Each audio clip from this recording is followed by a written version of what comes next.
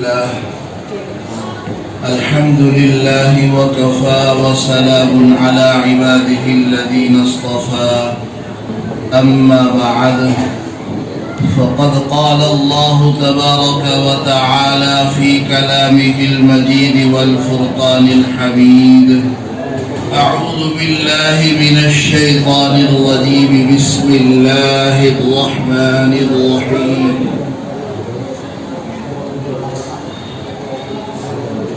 ألف لام ميم ذلك الكتاب لا ريب فيه هدى للمتقين وقال الله تبارك وتعالى إنا نحن نزلنا الذكر وإنا له لحافظون صدق الله مولانا العظيم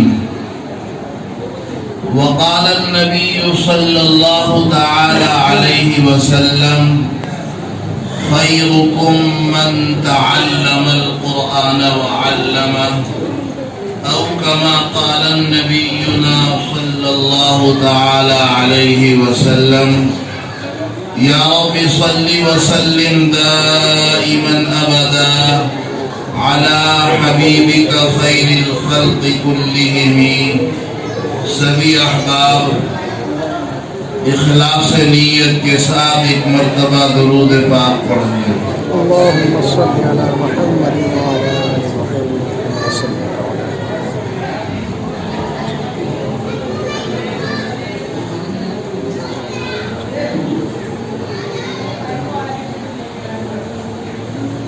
بزرگان محترم، پیارے نوجوان ساتھیوں، عزیز بچوں، ہم جس بزم اور جس مجلس میں شریک ہیں یہ ہم نے سبھی نے محسوس کر لیا اور دیکھ لیا کہ یہ قرآن کریم کے تکمیل کی مجلس ہے. میری بات نہیں، ہم سب کے آقا سید الانبیاء والمرسلین خاتم النبیین جناب محمد عربی صلی اللہ علیہ وسلم کا مبارک فرمان ہے. ہم سب کے آقا جناب رسول اللہ صلی اللہ علیہ وسلم نے ارشاد فرمایا کہ قرآن کریم کے مکمل ہونے پر جو بھی دعا کی جاتی ہے اللہ تعالیٰ اس کو ضرور بالضرور قبول فرماتے ہیں. تو یہ وہی بابرکت مجلس ہے کہ جس کے اندر چھوٹے چھوٹے دو بچوں نے قرآن کریم مکمل کیا. آج ان دونوں بچوں نے قرآن کریم مکمل کرنے کے بعد اللہ تبارک و تعالی کی قدرت پر حجت قائم کر دی کہ یہ کتاب سچی ہے اور اس کتاب کا بدل کوئی ہے نہیں. بڑے بڑے خطیب، بڑے بڑے بلیغ، بڑے بڑے فصیح کہ جن کی توتیاں اپنے زمانے میں بولا کرتی تھی. میں ہندوستان کی بات نہیں کر رہا، جہاں جس سرزمین پر یہ قرآن اترا اس سرزمین کی بات کر رہا ہوں. بڑے بڑے فصیح و بلیغ ہیں، فصاحت کے ائمہ پیدا ہوئے، مگر قرآن کریم کا مثل اور قرآن کریم کا جواب نہ لا سکے. قرآن کریم کو جھٹلایا تو ضرور ہے، قرآن کریم کا انکار تو ضرور کیا ہے، مگر اسی پر بس نہیں ہوا. جہاں سے یہ قرآن اترا، جس خدا نے اس قرآن کا نزول مکہ اور مدینہ کی سرزمین پر پیارے آقا جناب رسول اللہ صلی اللہ علیہ وسلم کے اوپر فرمایا، جب وہاں سے اس کے مخالف آواز اٹھتی ہے، جب مکے کی سرزمین سے اس کی مخالفت ہوتی ہے اللہ تبارک و تعالی نے ان کی زبانوں کو بند نہیں کیا. اللہ تبارک و تعالی نے ان کو للکارا. اللہ تبارک و تعالی نے ان کو چیلنج کیا. اللہ تبارک و تعالی نے فرمایا اے انکار کرنے والوں، انکار کرنا تو آسان ہے. آؤ، اگر تمہارے اندر دانائی اور فصاحت و بلاغت ہے، اگر تمہیں اپنے اندر بڑائی محسوس ہوتی ہے اور قرآن کی سچائی میں تمہیں شک ہے، آؤ اس قرآن کا مثل لا کر کے پیش کر دو. 10 سورتیں لے آؤ. اس کے بعد اور کم کیا، اس کے بعد اور کم کیا. اس کے بعد خداوند قدوس نے ارشاد فرمایا او مکے کی سرزمین پر بسنے والے فصحاء اور علماء، آؤ اس قرآن کریم کے مقابلے ایک سورت لا کر کے پیش کر. نہیں کر سکے، کاغذوں کے انبار لگا دیے، لکھتے گئے، پھاڑتے گئے، قلم کے توڑ کے انبار لگا دیے، لکھتے گئے، توڑتے گئے، روشنائیاں ختم ہو گئی، لکھتے گئے، پھاڑتے چلے گئے، مگر قرآن کریم کا مثل نہ لا سکے.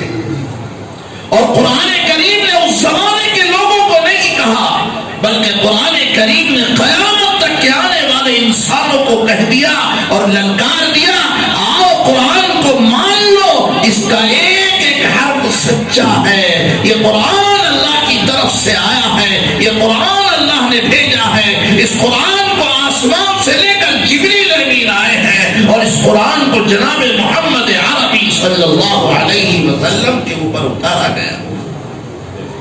بعض مفسرین فرماتے ہیں، بڑی عجیب نقطے کی بات ہے، یہ فرمایا الف لام میم کے اندر 3 حرف ہیں. پہلا حرف کون سا ہے؟ الف. مفسرین فرماتے اس سے مراد اللہ. اور دوسرا حرف کون سا ہے؟ لام. اس سے مراد لانے والا حضرت جبریل امین ہے.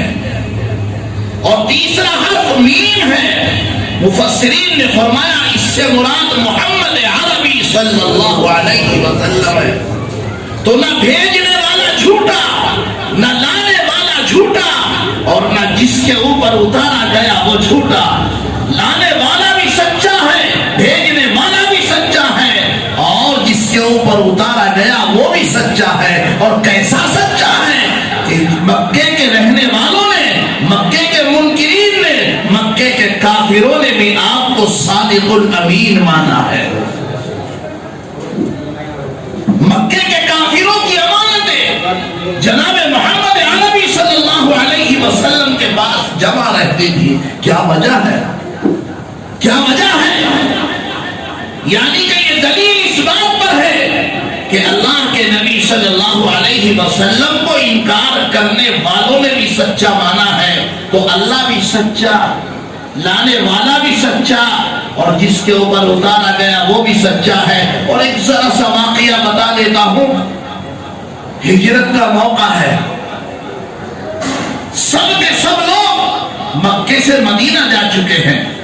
ابھی مکے میں حضرت عائشہ رضی اللہ عنہا ہے، حضرت ابوبکر صدیق رضی اللہ تعالیٰ عنہ ہے، جناب نبی کریم صلی اللہ تعالیٰ علیہ وسلم ہے. مکے سے سب لوگ جا چکے ہیں. اللہ کے نبی نے اجازت دے دی، جاؤ مدینہ چلے جاؤ. جب نبی کریم صلی اللہ علیہ وسلم کی عمر مبارک 53 سال تھی، آپ نے مکہ سے مدینہ ہجرت فرمائی. آپ نے 10 سال مکے سے جانے کے بعد مدینہ میں قیام فرمایا، اور وہاں سے آپ اللہ کو پیارے ہو گئے. تو کہنے کا مقصد یہ ہے، ایک حضرت علی رضی اللہ تعالیٰ موجود ہیں.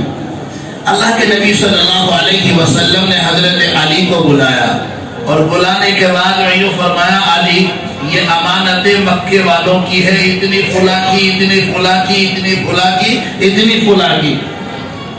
کہا یا رسول اللہ حکم فرمائے کیا کرنا ہے؟ کہا میں تو رات میں یہاں سے چلا جاؤں گا، تمہیں صبح مکے والوں کی یہ امانتیں حوالے کر کے مدینہ چلے آنا ہے۔ کتنے مزے کی بات ہے، اس کے اندر دو باتیں ملتی ہیں، ایک تو اللہ کے نبی صلی اللہ علیہ وسلم کا عشق ملتا ہے،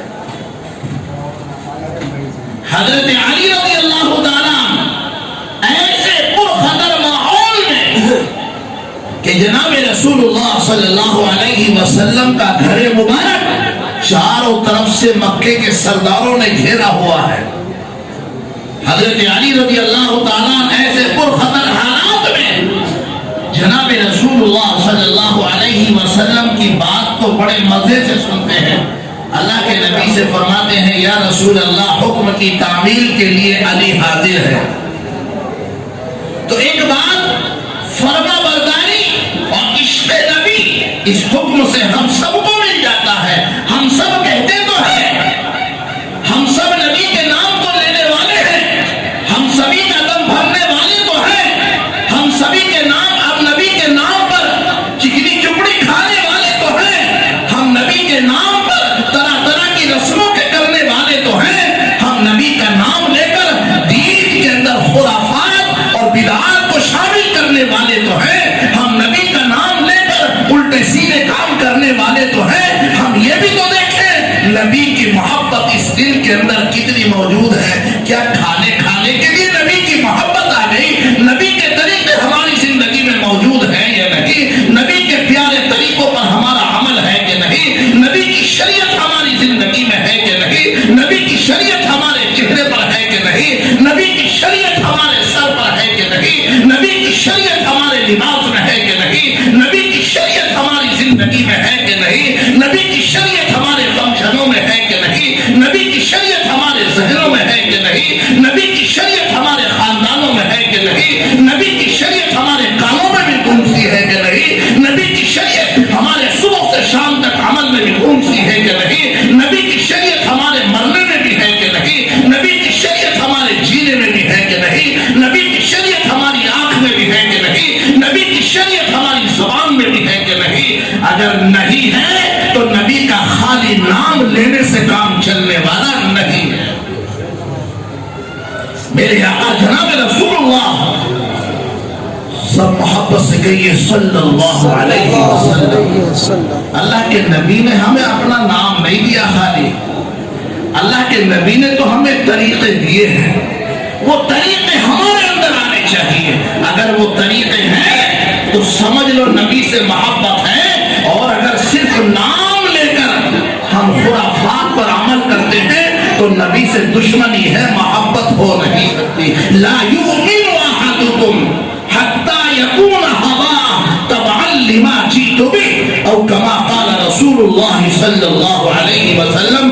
میرے اکابر علماء یہاں پر موجود ہیں، میں نے جو حدیث پاک پڑھی اور جو بول رہا ہوں وہ صحیح ہے یا غلط، میرے اکابر علماء یہاں بتا دیں گے۔ اللہ کے نبی نے ارشاد فرمایا، سب کہیے صلی اللہ علیہ وسلم، وہ شخص کامل ایمان والا ہو نہیں سکتا، وہ شخص مکمل ایمان والا ہو نہیں سکتا، وہ شخص مکمل مومن ہو نہیں سکتا، وہ شخص مکمل اسلام والا ہو نہیں سکتا، وہ شخص کامل ایمان والا کہنے کا حقدار نہیں ہے کہ جس کو میری لائی ہوئی شریعت اپنے تمام تقاضوں سے زیادہ محبوب نہ ہو جائے۔ عزیزان گرامی، مجھے تفصیل میں نہیں جانا، مجھے تو ایک بات ذرا سی عرض کرنی تھی۔ حضرت علی مرتضیٰ رضی اللہ تعالیٰ عنہ کے اس واقعے سے دو پیغام ملتے ہیں، ایک تو عشق نبی ملتا ہے، عشق نبی کیسا ہوتا ہے۔ صحابہ کرام نے جو سوال کیا، اے علی، مکان کا محاصرہ چاروں طرف سے تھا، حالات خطرناک سے خطرناک تھے، العیاذ باللہ قتل کے ارادے، سرداران مکہ کے قسم مسلح چاروں طرف سے گھیرے ہوئے مکان کو بیٹھے تھے۔ اے علی، رات میں نیند تو آئی نہیں ہوگی، قربان جائیں، حضرت علی رضی اللہ تعالیٰ نے پوری کائنات کو سبق دے دیا. حضرت علی نے یوں فرمایا ارے یہ تو بتاؤ نیند نہ آنے کی وجہ کیا ہے؟ کہا چاروں طرف سے مسلح قوم مکے کی تمہیں گھیرے ہوئے تھی. کہا نہیں، مجھے نیند نہ آنے کی وجہ کیا ہے تم سمجھ نہیں پا رہے. مجھے تو آج رات ایسی نیند آئی کہ ساری زندگی مجھے ایسی نیند ہی نہیں آئی. لوگوں نے سوال کیا اے علی اس کی وجہ کیا ہے؟ یہ فرمایا ایک تو بستر نبوت، علی کا مقدر تو دیکھو، علی اسلام کہاں تھا؟ علی کو بستر نبوت ملا ہے، علی کو بستر نبی ملا ہے، تو یہاں تو وہ سکون ملے گا جو نہ دنیا میں نہ آخرت میں. اور دوسری بات، میرے آقا نے مکے والوں کی امانتیں میرے حوالے کرنے کے بعد یوں فرمایا تھا اے علی صبح کو مکے والوں کی امانتیں دے کر مدینہ چلے آنا. تو قسم پیدا کرنے والے کی میرا یقین اس وقت مستحکم ہو گیا تھا کہ جب میرے آقا نے کہا علی مدینے چلے آنا، کہا سرداران مکہ نہیں، اگر سارا مکہ بھی مجھے قتل کرنے کے لیے جمع ہو جاتا، میرے آقا نے جب یوں فرما دیا صبح مدینے چلے آنا، تو علی کا ایمان ہے کہ علی صبح مدینے پہنچ کر رہے گا.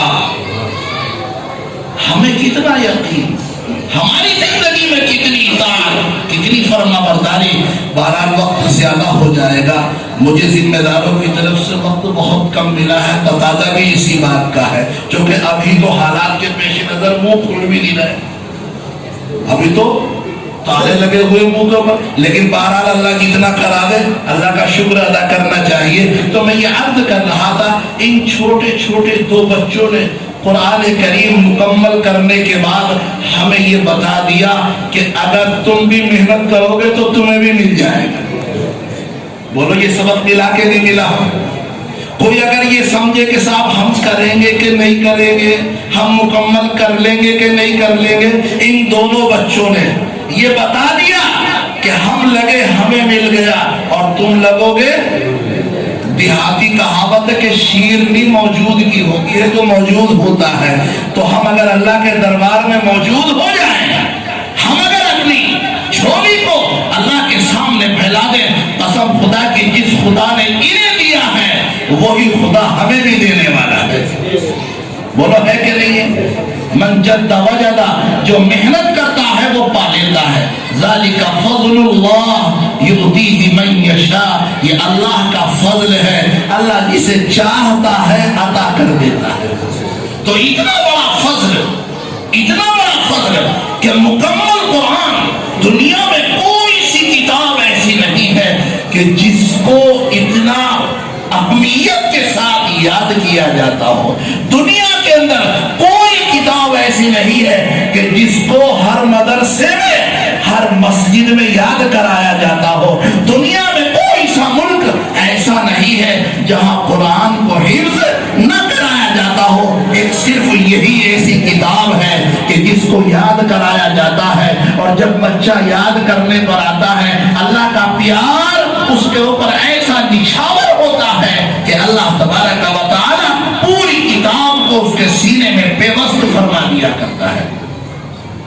اور حدیث پاک سنا کے اپنی بات کو ختم کر رہا ہوں. آج بچوں نے قرآن مکمل کیا، ہم نے سب نے سنا. بولو سنا کہ نہیں سنا؟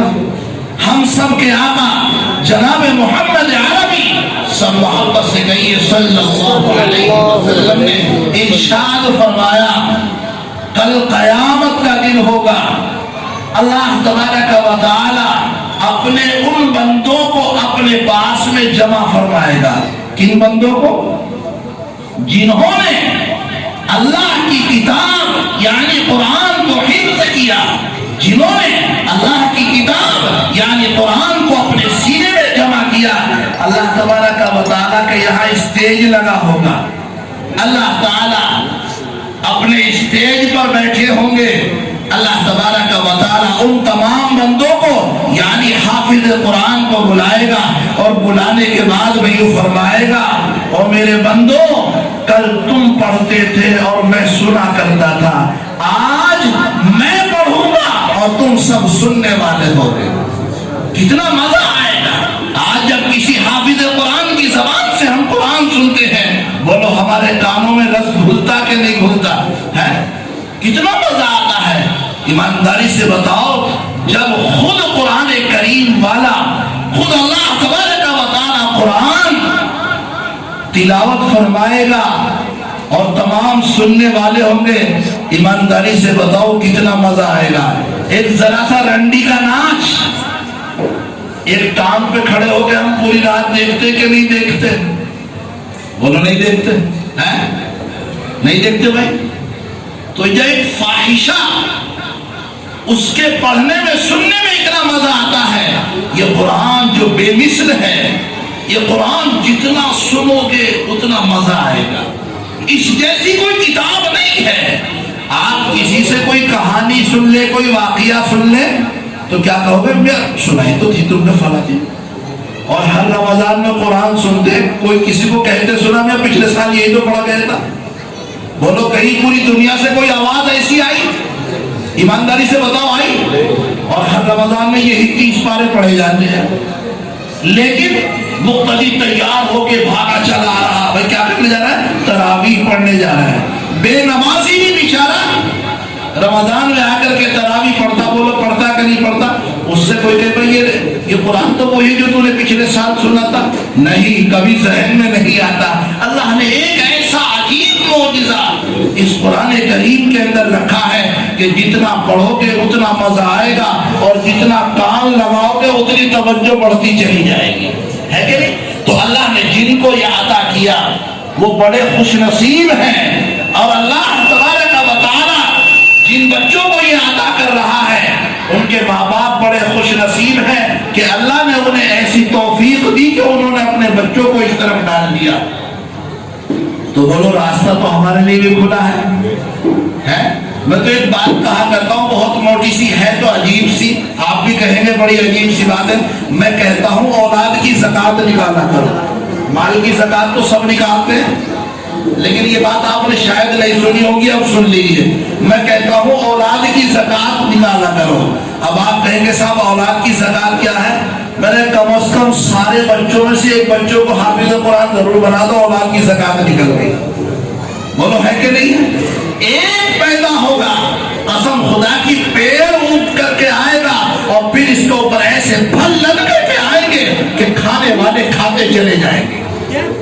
بولو ایک پیڑ لگا دو، ایک پیڑ لگا دو، اس ایک کے ذریعے اللہ تعالیٰ خاندانوں کے رنگوں کو بدل دے گا۔ اللہ تعالیٰ لاکھوں حافظ اور لاکھوں عالم پیدا فرمائے گا۔ تو میرے بزرگوں راستہ ہمارے لیے بھی کھلا ہے، ارادہ کرو انشاءاللہ ہمیں بھی اپنے بچوں کو حافظ قرآن، آگے آپ کہو کیا ہونا؟ بنانا ہے انشاءاللہ۔ ہاتھ اٹھا کے کہہ دو ایک مرتبہ۔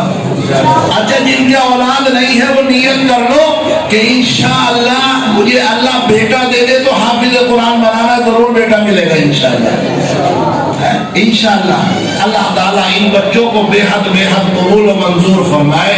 اللہ ان بچے کے استاد کو، والدین کو قبول فرمائے۔